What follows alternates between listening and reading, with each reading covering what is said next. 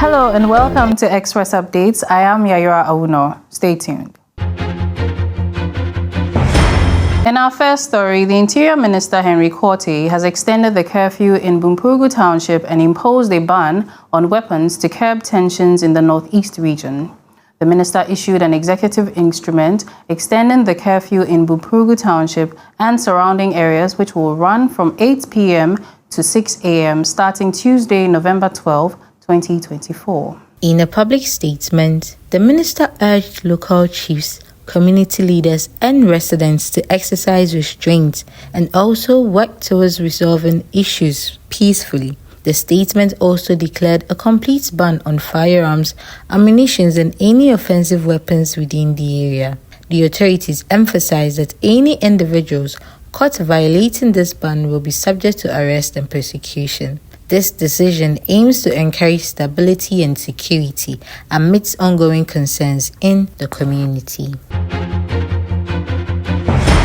In a historic feat, Karen Hapuk becomes Ghana's first female animation film producer, captivating audiences with her debut film, Abrefi Koto, which celebrates Ghanaian culture and female empowerment. Karen Hapuk's film, Abrefi Koto, inspired by the nation's rich cultural heritage, tells the empowering story of a young woman who defies societal expectations, shedding light on female representation and resilience.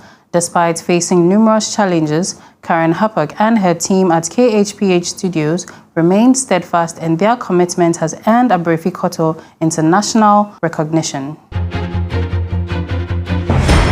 On the electoral front, the Electoral Commission cautions Ghanaians about the dangers of fake news and misinformation, stressing its potential to undermine confidence and disrupt the upcoming general election. EC's Director of Training, Dr. Sri Bunkpurugu, expressed concern over the spread of unverified information, noting that it can lead to voter confusion, fuel unnecessary tensions, and jeopardize a peaceful voting process.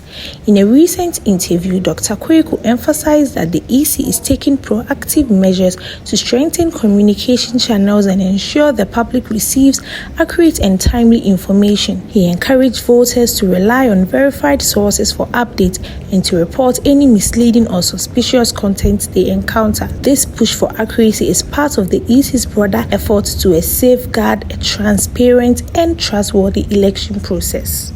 I said that my greatest fear for 2024 is misinformation, because both the traditional and the social media at times are in a hurry to put forward information without checking the authentication of it.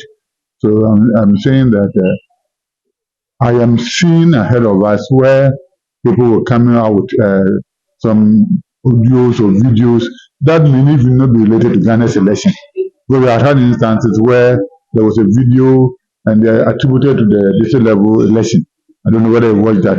And the person was in green jacket. When everybody knew that in Ghana we don't use green jacket. So my advice to the media houses here is that they need to be very careful and cross-check every information they will get.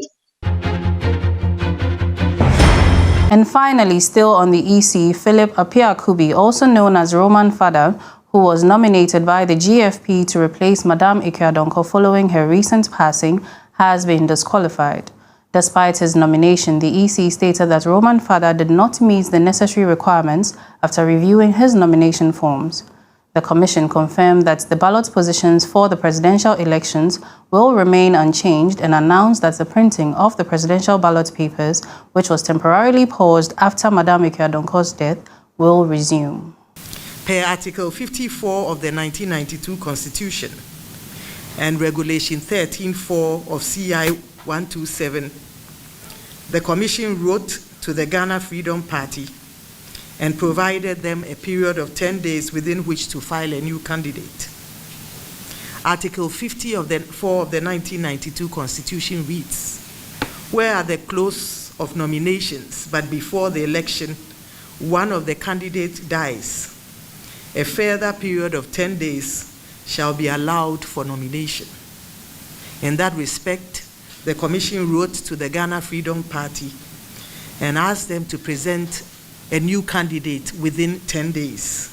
In fulfillment of that request, the Ghana Freedom Party presented Mr. Apiakubu, who was before then the vice presidential candidate to Madam Ekwe Adonko.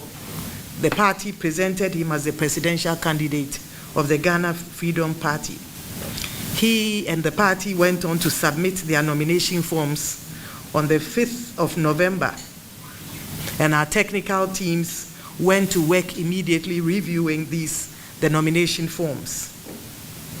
At the end of the process, they detected a number of errors and some illegalities with the form. The candidate's attention was drawn to these errors, and the party was provided an opportunity to correct them. They did that. In the view of the commission, it was not in our bosom to provide the political party the opportunity to correct some of the illegalities that we found on the form. The commission, therefore, as at yesterday, wrote to the party and to the candidate disqualifying him from contesting the 2024 presidential election. And that's all we have for you here on Express Updates. I am Yayura Awuno. Do enjoy the rest of our programs.